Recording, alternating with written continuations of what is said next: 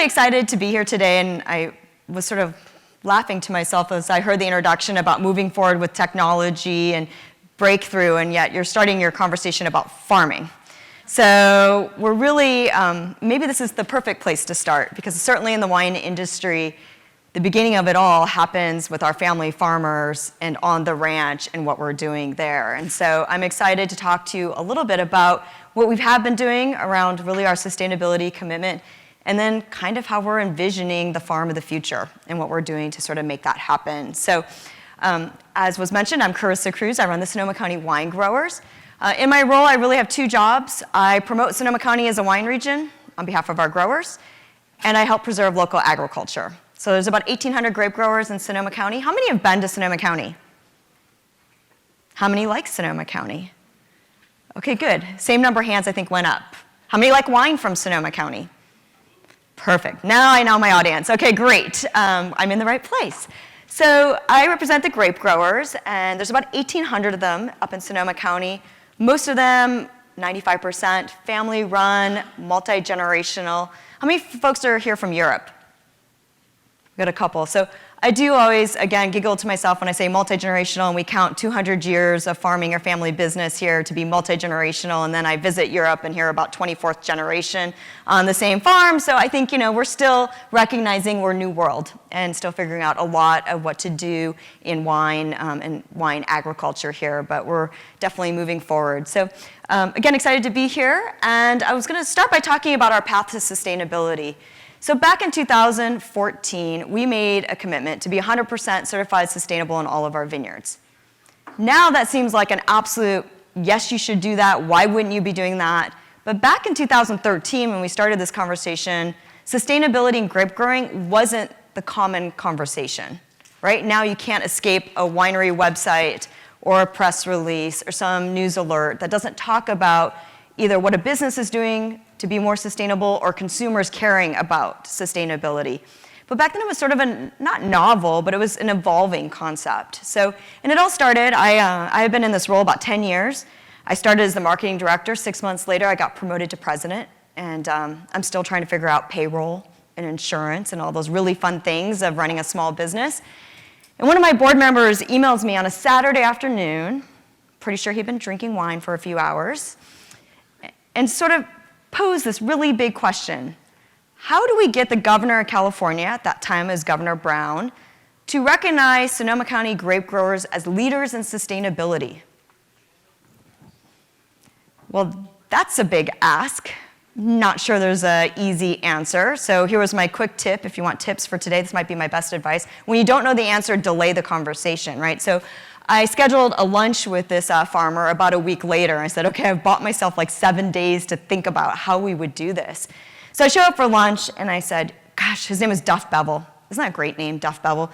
If you know the band ZZ Top, he kind of looks like he'd be a member. He has like a long white beard, but he's kind of like the thinker. Anyway, he's a brilliant farmer, very innovative.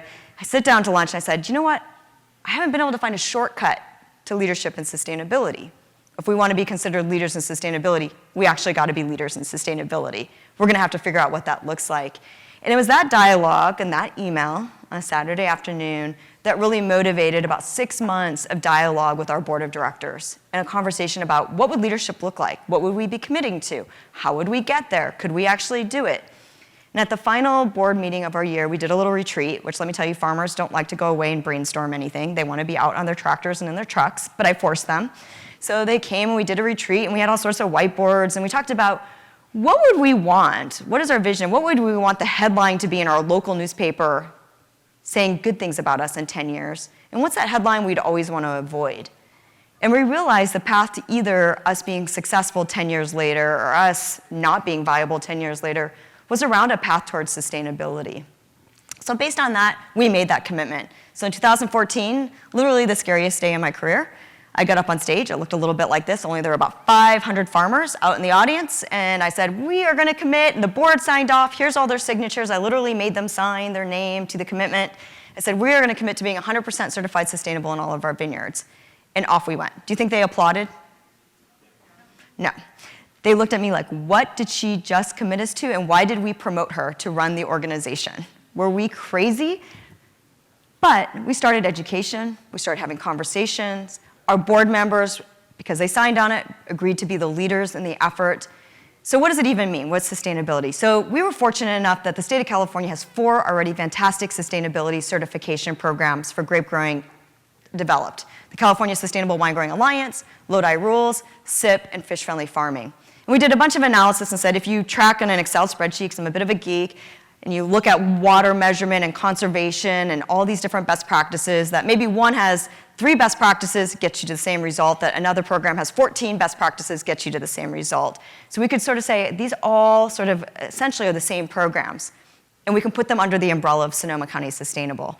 So that's what we did. We gave our farmers some flexibility.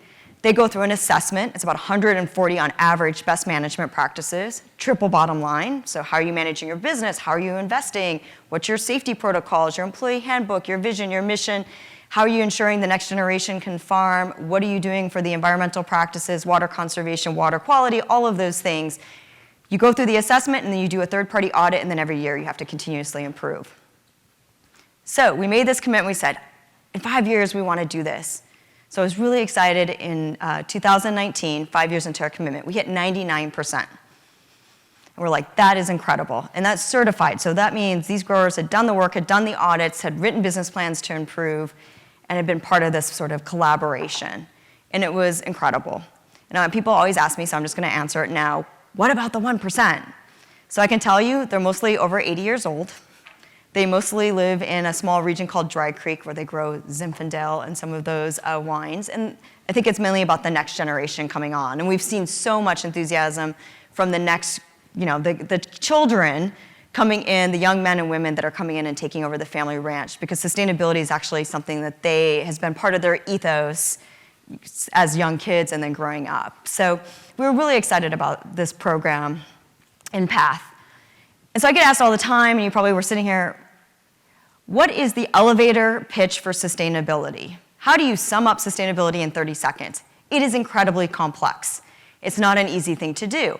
It's a journey, not a destination, right? And for one farmer, it might be a lot of focus on water. Another farmer might be erosion control. Another farmer might be like, I'm really focused on my employees and what I'm doing in the community, because you're all starting with a different location, a different business, and a different result that you want. So I like to sum it up and say, you know what? At the end of the day, it's about good dirt, good deeds, and good sense. It's the 3 sort of pillars of being triple bottom line. So we hit 99% in 2019, but going back a few years, as we looked at the sustainability efforts, we said, are we doing enough really to support our employees, the workforce that at the end of the day, without them, there is no agriculture. And I was sharing with Simone right before we went on. I mean, there's a startling statistic, if you like statistics. In the state of California, between 2012 and 2017, we lost 1 million acres of agriculture. 7,700 farms went out of business. So that's land that is going to be converted. We're caring a lot about climate. Maybe it's going to be paved over. It's never going to be useful working land again. So that's a scary statistic. So ensuring that the next gen, our employees, want to be a part of this and are leading in the future is really important. So we had a foundation, the Sonoma County Grape Growers Foundation. It was launched in 2002, really to provide English as second language classes and safety training in Spanish. So in 2016, our grape growers got together and they said, you know what, let's relaunch, reinvigorate this foundation, reinvest in it, and let's try to tackle some of these community-wide issues that we can't do individually as our own sort of in our own business. Thinking about affordable housing, healthcare, childcare, workforce development. These big things that like one individual, and I'm sure a lot of you are in these businesses, it's hard to tackle these community-wide, if not statewide, if not global-wide issues that are impact a community. So our grape growers relaunched our Sonoma County Grape Growers Foundation. We started with feedback sessions in Spanish with the employees and said, what do you need? What resources? Where do you need help? Where do you go to for help? We convened 49 organizations around Sonoma County to help us create our original business plan. This was in 2016. Then what happened? In 2017, we were impacted by the wildfires. I know personally I lost my house in the 2017 wildfires, so one day I had a home, everything looked great. The next morning I wake up, I don't have a home. And I realized even as connected as I was in our community, English was my first language. I didn't have to worry about documentation. I didn't have to worry about going and getting government assistance or help. It was incredibly a big struggle, incredibly hard. So in those first days in the aftermath of those wildfires, we launched our first recovery and resiliency program to support our vineyard employees and their families. And overnight, we were able to use the microphone, the megaphone that we had, talking about the impact of the wildfires on our community to help us raise money. And we raised almost $1 million in the first 6 weeks. And we were able to, any vineyard employee that was impacted in our community, who lost their home, we paid rent support for 2 years. I learned how to buy RVs. Now a lot of people have RVs. Back then, that wasn't quite the thing. COVID's sort of caused a resurgence of RVs and camping. We bought RVs for temporary housing because we just, as a community, lost almost 6,000 homes overnight. We paid gift cards, evacuation costs, hotel costs. And then sadly, we've had to rely on that resiliency and recovery fund since then. So both through additional wildfires as well as COVID. But it's been an important part of being able to support our employees and ensure that our workforce is able to stay living and working in Sonoma County and working on agriculture. On the fun side, we do an employee recognition program. We name an employee of the year. In fact, we just named our employee of the year, Roberto Alvarez Flores, and it was pretty incredible. The newspaper just wrote an article up there and called him a superhero. So it's pretty great when you have a vineyard employee being called a superhero who works and supports agriculture. So we have that program, and we just launched our first ever leadership academy for our vineyard employees. So teaching our vineyard employees not farming skills, but actually communication, financial literacy, conflict resolution, HR, so they can go back to their ranches, organizations, or out in the community and be a leader and help others and raise everyone up. So this social sustainability piece, I think, doesn't often get talked about when we think about farming and what the world looks like and sort of moving sustainability forward, but is a critical part of what we do and a critical part of Sonoma County agriculture. So after you do 100%, well, I say 100%, I round up, 99% certified sustainable, what's next? So we used the opportunity to really step back, and we were hearing more and more again. So the conversation went from sustainability not being talked about a lot to being talked about a lot, but then also now part of the conversation was climate, climate, climate. And I don't know about any of you, but as I read articles and you think about this global climate crisis, it's really hard to feel like you can play a role in being part of the solution. It's almost overwhelming. So we said, how do we do more, recognizing that our farmers have land, and what do you need to help the climate? It's carbon sequestration. How do you do that? You don't do it in pavement, you do it in soil, right? You plant things, and our farmers are really good at planting things to sequester carbon. So we were excited after rolling off our 99% certified sustainability commitment, we launched, in partnership with the California Land Stewardship Institute, the first ever climate adaptation certification for agriculture. And we started in our vineyards. And what it recognized is that it's actually going to take custom local solutions, this is our ethos, that's going to take local custom solutions done farm by farm to really understand how you optimize being climate stewardship and climate stewards as our farmers. So this program goes out, works with our farmers and says, okay, using models by USDA and California Department of Food and Ag to model what they're doing on their ranches. It looks at the full ranch, not just the vineyards, and says, what are you doing, what activities, and what scenarios can we create to help model? Because, right, you can't measure carbon sequestration in a year. To do it, right, the best, it's 100 years. So none of us, most likely, unless things change dramatically, are going to be here to understand the full implications of what we are doing today to support climate, right? So we said, let's model so we have the best idea of the practices we're doing and the impact they're going to make. So in these 20 ranches, which were the initial pilot, we just entered 40 more, and we just got a grant for 100 more. So we're sort of moving throughout Sonoma County. But we modeled them, gave them different scenarios, and said, here's the different practices and what it will result in terms of either lowering your greenhouse gas emissions, but primarily at this point, we're focused on additional carbon sequestration. So in those 20 pilots, because you can get geeky with the numbers, but I want to know what does it really mean in real terms. In that 1 year of the pilot, the scenarios developed said you would actually be able to remove about 5.5 million miles of a car driven just from those 20 ranches. So imagine that now we have about 1,800 ranches around Sonoma County if you start to multiply that, and if we get better at it, and if we learn more to be able to be part of that climate solution. So we're really proud of this program. It's a beginning. We're learning a lot. I think that's sort of the best you can do is every day learn something new and apply it and figure out how to take those risks and make good decisions. But the headlines keep coming, right?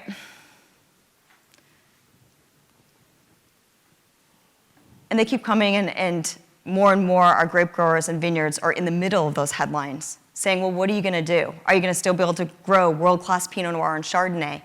We're really fortunate in Sonoma County. We grow 66 different wine grape varieties that go into commercial wine.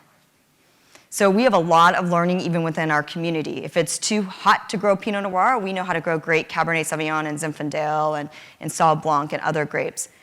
But still, as a global community of wine, we have a lot of work ahead of us in terms of figuring out what is going to be the best grapes, how do we make them resistant to all sorts of weather extremes. And it might not just be heat, it might be cold. We have more coastline than any other wine region in California. We might not get warmer, we might actually get colder in some of our microclimates. So that's just sort of balancing that all out. But what we've been realizing is impacts are happening faster and more frequently, right? So and they're becoming more extreme. So we're trying to figure out how do we adapt to all of that. So as we did that, it's been interesting. I do a lot of media interviews, and people would call us and say, what are you doing for climate? What are those practices? One of the number one things you can do for climate is conservation tillage, right? You leave sort of your cover crops planted, so that way you're sequestering more carbon in the soil. Well, what other dynamic have we been dealing with, right? Do you know why it's called farming? Have you ever heard this? Because gambling was taken, right? So our farmers feel like they're gambling a lot every year. So what happens when you're in climate focus, but now you're in the worst drought ever in the state of California? The very practices you do to sequester carbon are in conflict with the practices you do to conserve water. So all of a sudden, how do you deal with that? What's the better path? So all of those conversations really inspired us to step back and say, we need a better farming program for the future. We need to re-envision this. Sustainability is a great foundation. Our farmers are doing it. It's 140 practices. They're improving every year. Great. We have a sense now we're starting to model these climate practices. But what happens when all of a sudden you have a new sort of influence or impact, and you have to figure out where you go from that? So we are envisioning, and you're hearing about it, and this is a work in progress. So we don't have all the answers, but we love now talking about it, because I think hopefully it'll motivate good conversation, and folks like you can help us be part of figuring out those answers. But we said we need a farming program that's way more flexible. It leverages more innovation and technology than ever before for our farmers and ranchers, and our farmers are quite innovative, and they like technology, but it also has to be practical and affordable, right? So those two things all have to be working together. But it helps our farmers really respond to the current conditions and current environment. So what we said is, like, we have all of these things, these practices, this is a handful of them that support climate adaptation, climate mitigation. But then back to that gambling, here's the wheel of pain, as I call it. Things that impact your farming and your business that are the unpredictabilities. And it could be marketplace, COVID, where all of a sudden all the restaurants where our wines are sold close up overnight. What do? How do you respond? What's your role in that? To drought, to floods. So in 2019, sadly, we were blessed with wildfires and flooding in the same year. So our farmers had to adapt to that. So if you're spinning this wheel of pain, as I call it, and you're impacting one of these conditions, how do you respond? So we said what we want to do is create essentially optimized practices. So imagine this, if you say, okay, I'm doing conservation tillage, that's a +1, because I'm doing good for the planet. Okay, now I'm taking away conservation tillage because of the drought. Well, now I'm a -1. So what other practice can you do to get your +1 back? How can you sort of look at holistically, right? And our farmers are responsive. That's what they're trained to do, right? You respond to the weather. They've been up in the middle of the night the last couple of weeks because of frost protection, right? The bell goes off and they go, okay, this is what we have to do now. But how do we help you be proactively responsive? So we're working on an entire program that says when this condition happens, here's how you pivot quickly. Here's the information right in front of you on your dashboard, on an app, where you can say, this is what just occurred, and I need to optimize my practices quickly and understand what's available with technology. Again, work in progress, but we're really excited about what this could mean for our farmers, because it's an incredibly practical but best practice approach to farming in the future. A lot of this was inspired. I talked a lot about carbon sequestration. What's the other side of climate, right? You can sequester carbon or lower your greenhouse gas emissions. Well, let me tell you, carbon sequestration, our farmers are like, yep, doing it. As soon as you say, do you not want to drive your truck as much, your tractor as much, your equipment? They're like, no way, what do you mean? Don't take my truck away. Not my diesel truck, not my truck that I ride around in the middle of the night during harvest. So then we were in really, frankly, a cold call conversation to Ford Motor Company. We wanted them to sponsor an event, and we said, they were like, we don't sponsor events. I was like, well, do you partner on sustainability efforts? Can we do something else? And they said, well, talk to us about that. And I said, well, our farmers, you have the F-150 Lightning come out, and our farmers are actually curious about that. And we've never thought we could actually tackle the greenhouse gas emission side in a meaningful way of our ranches. And all of a sudden, Ford Pro said, let's do a partnership. Why don't you, Sonoma County Winegrowers, be the living lab, a pilot partner for us? So we did just that. So in January, we announced a global partnership, Sonoma County Winegrowers and Ford Pro. We have 3 full ranches in Sonoma County that are, again, living labs for them, where they're outfitting their entire business with fleet management software. So even if you still have gas cars, trucks, you can actually understand your idling times, the time you have trucks coming out of operation because you're not managing the maintenance as well. So optimizing efficiencies, optimizing your costs, lowering your costs. And now these pilot farmers are getting electric vans and trucks to use to model on their vineyards. So we're super excited about this partnership, and it changed, again, the way we thought about farming and the types of partners we could have. So if you can bring in a global partner to help with greenhouse gas emissions, what's possible and what's next? So all of that really led us to envision what I'm calling the farm of the future. And it's around all of these things. It's not just, most importantly probably is that it's a flexible plan. And it acknowledges that no 2 years of farming are alike. And we want to make sure our farmers are always doing their best because they have the right information, the right practices, and access to technology and innovation that they need to do their best. So it's about being flexible, it's about adaptation, it's about resource conservation, it's about mitigation, it's about net zero, it's all of those things, and mostly it's about being generational. So let's not forget, at the end of the day, what our farmers want more than anything is to leave their land to their kids and to their grandkids, and there's still a farm that exists and is around for the next generation. So I'm gonna leave it at that, and that is our vision for the farm of the future.